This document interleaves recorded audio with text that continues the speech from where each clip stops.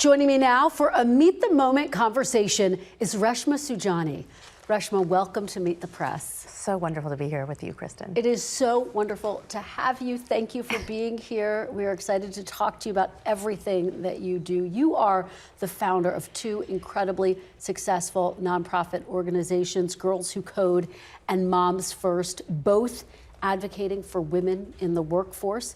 You're also, I'm going to look at my notes because the list is long, a New York Times best-selling author, a podcast host. You were named one of Time's Women of the Year in February. When did you know that you wanted to really dedicate your life to fighting for women's rights? Probably from the time I was a little girl. You know, my parents came here as refugees. They were expelled from Uganda in 1973, 90 days to leave the country or they'd be shot on spot. Even though they were both engineers, my mother sold cosmetics, my father worked as a machinist in a plant. And my dad, when I was little, would always read to me about these books about Mahatma Gandhi and Dr. King and Eleanor Roosevelt.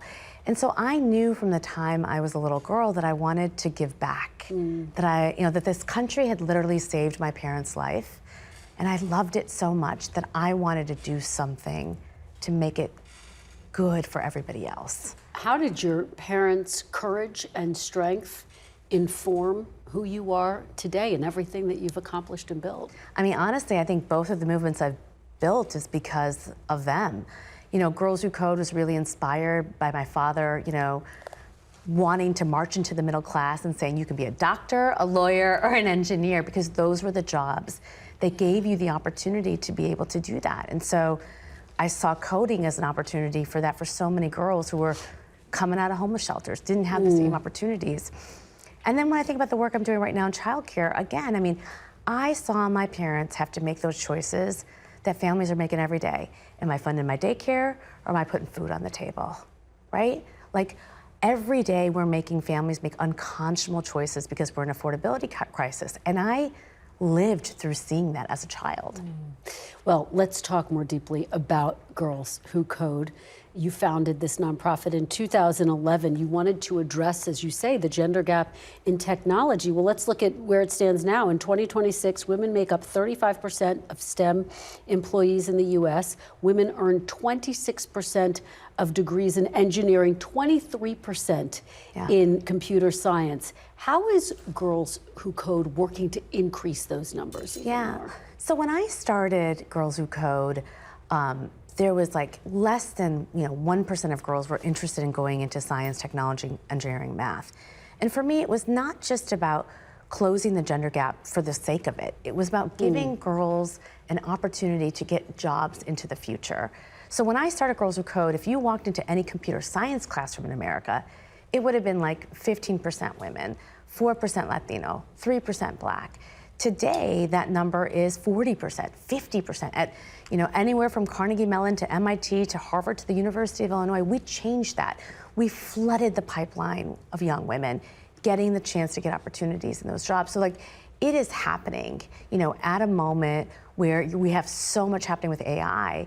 You're seeing girls choose, these professions. And why it's so important is if we're gonna solve COVID, if we're gonna solve climate, if we're gonna actually solve cancer, it's gonna be my students who make those innovations happen. That's so profound. What is at the root of the increases that you're talking about? This is an all hands on deck approach that you're describing. Yeah, so it was very clear to me when I started Girls Who Code that culture matters. So if you turned on the television or opened up a magazine, all you saw was a programmer sitting in a basement somewhere drinking a Red Bull. And little girls looked at him and said, yeah, no thank you. Not only do I not want to be him, I don't even want to be friends with him. So I knew that we had to influence culture. We needed to change the protagonist that was on Netflix that was like, in the rom-com, to making her an engineer or a coder, because girls needed to see themselves as part of this innovation. Secondly, we had to meet girls where they were at. When you have a daughter, when you talk to young girls, normally there's something in their lives that they want to make a difference on. Maybe their brother's dyslexic, maybe their grandmother has cancer, but they look at their jobs and they connect it to change making. And when we were teaching computer science back in 2012, we weren't doing that. And we revolutionized the way we taught. And so we put Girls Who Code camps in technology companies. And at the end of the program, you would build something. And it was about bullying, or it was about, climate change. Like, it was about change making. We launched 10,000 Girls Who Code clubs at its height, because only 1 out of 10 schools, when I launched Girls Who Code, even had a coding club. And so we knew that girls needed to come together, they needed to fail together, they needed to ask questions together, they needed to learn together. And having after-school programs revolutionized the amount of women who were able to get into the pipeline. So, what it shows you, Kristen, we have to remember this. The world's first programmer was a woman. In the 1990s, if you walked into any gaming camp in America, it would have been half boys and half girls. And then we pushed them out through culture. But then we said, you know what? We're going to flood the pipeline with young women. We're going to meet them where they're at. We're going to speak and teach to their hearts. And we were able to teach, we have taught 860,000 girls to code in the United States. We've reached millions across the world. So these problems are solvable. Now the thing is we got to protect the progress that we've made. We need to make sure that we don't roll this back through the attack on DE&I. And you're laying out this remarkable progress. What are the biggest challenges that you see to building on that progress in this climate, in this environment?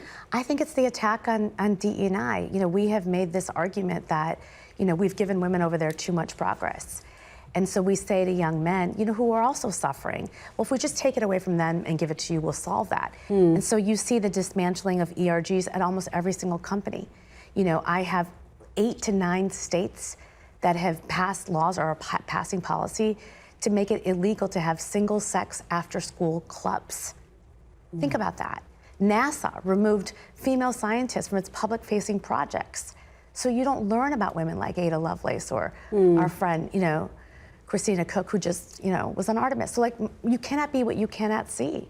So my point is that at the very moment that we are changing everything, we're trying to dismantle it. And we have to ask ourselves why. And I think it is so important for women, for advocates, for fathers to be vigilant at this moment and to say, nope, not on my watch. I want to ask you how parents should be approaching this and how they can be engaged. I have a daughter who's about to be 5 who loves numbers, and I think about coding as something that would be something she will eventually be passionate about. How early should girls be starting? Is there too young of an age to get girls excited about coding? Well, first of all, I think the thing I've seen about coding is coding helps unlearn perfectionism. And as girls, we are socialized to be perfect. I wrote a book about it, Brave Not Perfect. And so to me, it's so important to get them at the youngest of possible ages to tinker and to take things apart, to fail, to push themselves, to not only move towards things that they think that they can ace, but to know what failure and risk-taking feels like. So when the toilet breaks, at home, bring your daughter over to kind of fix it. When she goes to gymnastics class and she can't do a cartwheel and she comes home crying, don't take her out of gymnastics, keep her there. Because we have to build that sense of grit and that sense of resiliency, because especially now we have a bravery deficit.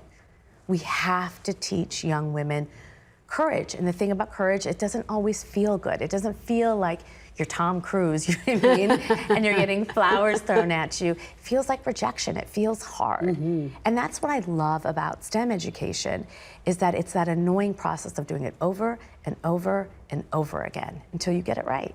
Yeah, that dedication. Yeah. To learning. To learning and to failing. Failing is the biggest gift that you possibly can get. I always tell my team, give me the critical feedback, give me the rejection. If I don't get into something, I post that note and I put it on my refrigerator as a reminder every day that you can't tell me that I can't be somebody. If you want to be great, you have to have someone who sits over you and says, do it again, do it again, do it again. Yeah, it's a profound concept, particularly when girls are young and getting started and when failure can seem so overwhelming. I want to ask you about the broader context in which you're doing this incredible work. AI, of course, yes, a part of the discussion. It's become a major part of the tech industry. How is AI changing the field of coding, in your opinion? It's changing everything. And I think it's so important to, I think right now we don't have a gender gap in AI. We have a power gap. So, similar to when, the internet first came out, 44% of Americans still don't have access to broadband because we had a lot of fear around it. And the thing with AI, there's so many problems, but it's here and it's not going anywhere. And so we need to make sure that we don't have an access gap like we did with the digital divide. And we need to make sure that women and people of color are sitting around the table making these innovations happen. And so to me, every Title I school should be having, ChatGPT licenses.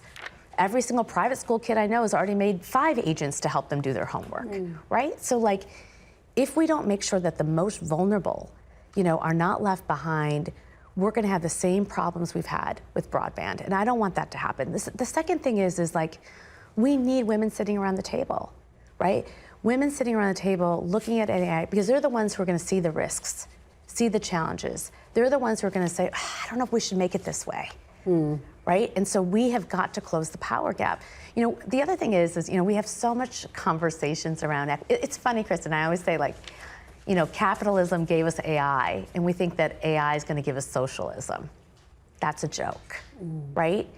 Our answer to this incredible shift that's what we're gonna make is not to think that all of a sudden people are going to, get checks from the government, right? We have got to make sure that we are solving the toughest problems. We do this at Moms First, and we built a tool called Paid Leave AI. You know what I mean? To think about how you can actually use generative AI for getting access to your paid leave benefits. Well, you talk about Moms First. Let's delve into that. Yeah. That's your nonprofit that fights for paid leave and affordable childcare.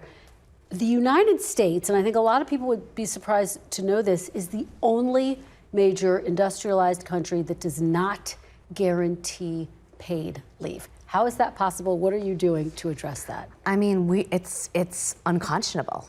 1 out of 4 women go back to work 2 weeks after having a baby. We're also the wealthiest nation that puts the least amount of money into childcare. I realized in 2020 when I had my second baby that we're never getting to gender equality if we don't fix American motherhood. American motherhood is broken by design. It's a feature, not a bug. And mothers in America, quite frankly, have been getting conned since the ink dried on the Constitution. And what do I mean by that? Why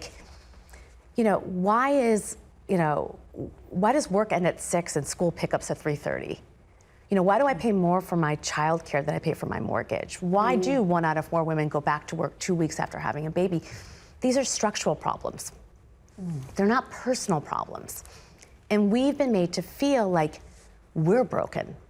We're not broken. The structure is. How do you change it when as you're saying, the structure is not working for mothers? How do you begin to address that? So to me, it's similar to what I saw at Girls Who Code. It's about culture. We always say at Moms First, culture eats policy for breakfast every single day. And if you notice, Kristen, when American women start making progress, we're normally thrown a culture war to distract and divide us. Today, that culture war is trad wife versus girl boss. Used to be stay-at-home mom versus working mom. And it's basically the same recycled divide since the 1950s. And so when I've traveled the country for my documentary, No Country for Mothers, I never met a woman who wants to milk a cow or hustle so hard she never sees her kids. I mean, most American women can't afford to be a trad wife or a girl boss. But these cons, these archetypes are so effective because they distract us. They make us spend time defending our choices on Instagram rather than breaking down the structure. The reason why we don't have childcare and paid leave is because we haven't built a mother's movement that's across all aisles, across every single divide, to say enough is enough and to demand it. And I think on childcare, we're really close. You do. You're optimistic. I am optimistic because I've seen what's happened in Vermont, in New Mexico. I saw what we did with Governor Hochul and Mayor Mamdani in New York. I was just speaking to, Governor Moore, and we know that this has got to happen because childcare is the linchpin of affordability. 55% of Americans are in debt because of the cost of childcare. Families are drowning. And so that is the one thing that we can do as a country to reduce people's costs. Mayor Mamdani, who you referenced, trying to implement universal child care in New York, do you think he's going to be successful? What do you see as the biggest hurdles there? I absolutely I know he's going to be successful. I think the biggest hurdles are resources, but they're not really hurdles because we find money when we want to. So I think that what we need to do now with what we've implemented is to show that it works. You know, when you start giving families 3K and 4K, when you start giving them 2Care, families don't leave. Part of New York's biggest problem right now is we're losing our tax income because families are just leaving the city because they can't afford to stay there. And so right now, if you can create a city or a state that's family friendly, people will stay and businesses will come. We work with businesses all the time. You know, we've built a national business coalition on childcare. They know that they need to keep talent, that it saves them money when they don't have people leaving. And what their workers are telling them is give me childcare. Make my childcare affordable and available. I want to talk about what you have called the fertility crisis Yeah. in this country. You've said people are being priced out of parenthood because of the high costs of childcare. What we're discussing is having a child now a financial decision as much as it is a personal decision about building one's family? I mean, it's absolutely a financial decision. I mean, look, 500,000 women left the workforce because they couldn't afford childcare. And I think young families see that and they say, we're pricing them out of parenthood. And that's happening also, again, and we are the wealthiest nation that doesn't have paid leave in childcare. Think about that. And as you know, our birth rate is declining. It's at 1.6. Other countries, when they're at this place, they are literally throwing money at families. We're doing the opposite. We have a president who recently said, I can't fund daycare. I got to fund my foreign wars.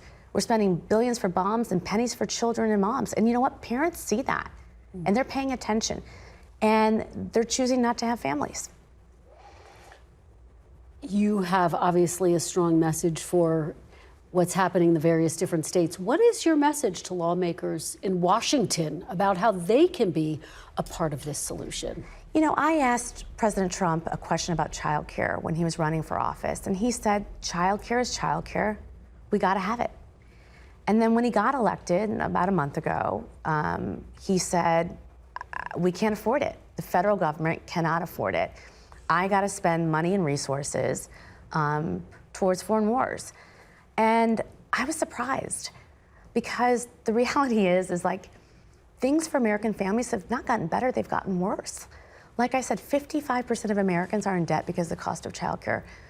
50% of Americans can't afford the basics. I'm talking about diapers, shoes, food, right? The cost of childcare is going higher than twice the rate of inflation. Things are more expensive. So for a president who has said that he wants to put America first, he sure is comfortable putting it last. And I think there's so much outrage around this because families are just desperate for the government to do something about it. And especially when it comes to childcare, it's a market failure. Parents can't afford to pay more and childcare workers can't afford to pay less. Let me ask you about becoming Times person, one of the most notable women of the year. What do you think it means to be a successful woman in 2026? A warrior, a fighter. Chris and I believe that we are living through some of the most dangerous times that it is to be a woman. Our reproductive rights have been taken away. The SAVE Act is going to make it harder for us to be able to vote. We have forces that are pushing for no-fault divorce. The rates of domestic violence are skyrocketing. And we're taking away opportunities for women to, quite frankly, be engineers. We're going to die with less rights than we were born with. And so what we need right now are people to speak truth to power, to talk about this, to fight for something better. Again, and I'm doing this with our documentary, because to me, it's not just about policy, but it's about culture wars. We have to build a country that was built for us. You talk about being a warrior, and you've spoken openly about how you struggled with fertility while you were building Girls Who Code. How did you get through that period, and what did you learn during that period?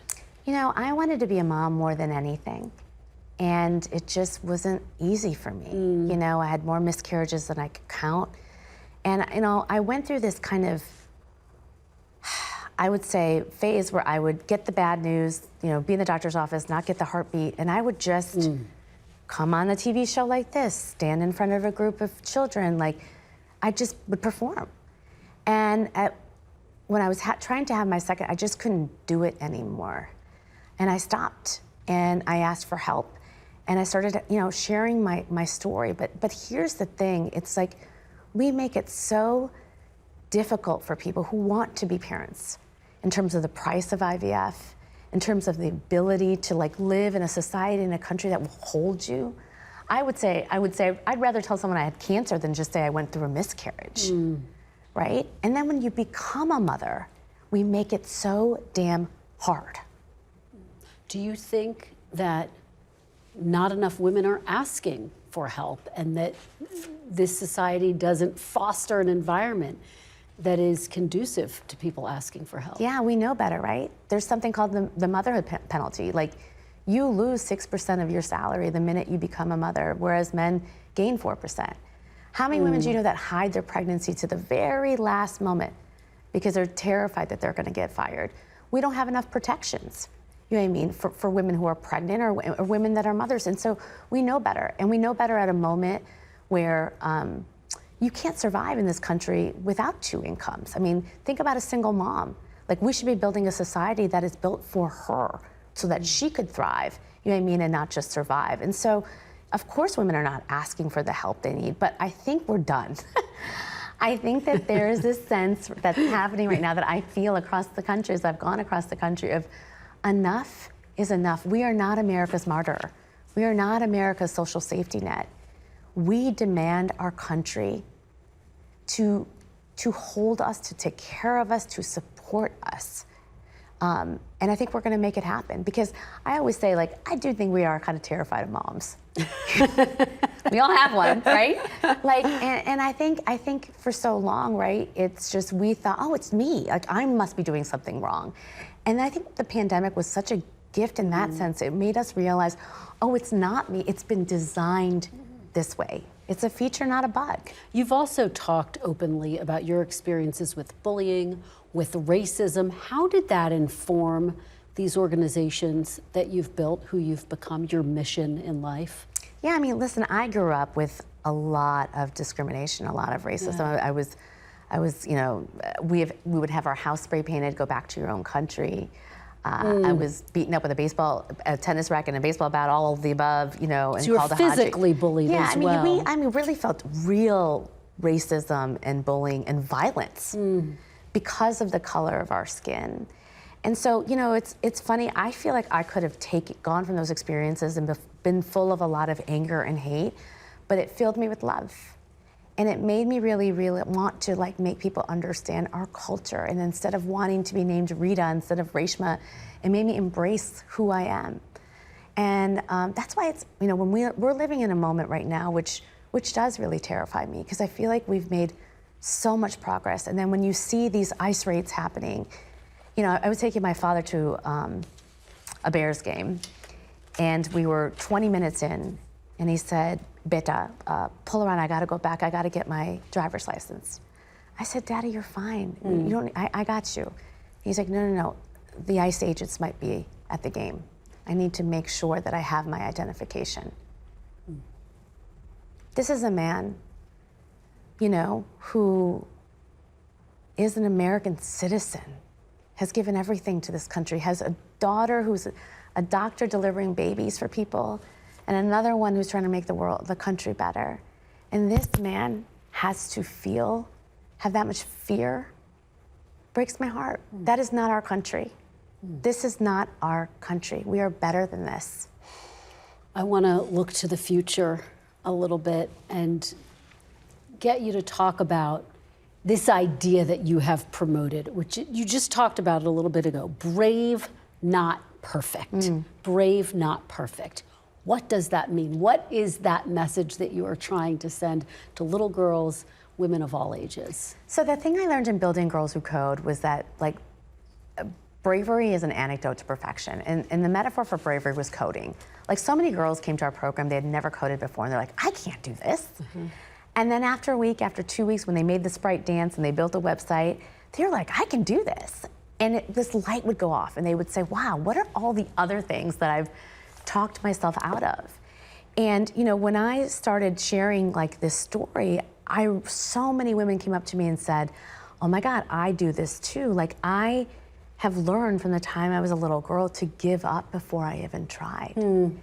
And so how do I, socialize myself, unsocialize myself towards imperfection, towards bravery? And I think that when we practice imperfection, and so what I mean by that, I mean when you're in a meeting, when someone says, "Hey, anybody have questions?" Instead of perfecting the question, you just raise your hand and like, "I do." Or when you're walking down the street and someone bumps into you, you don't say, "I'm sorry," right? It's like you have the courage and the bravery to say what you feel, to not shrink yourself, to not make yourself small, to take up space. And for me, like, that is what we need right now. We need people to do brave things, brave small things and brave big things. I learned my bravery muscle. I ran for Congress. I've lost office twice. I'm like a serial failed politician.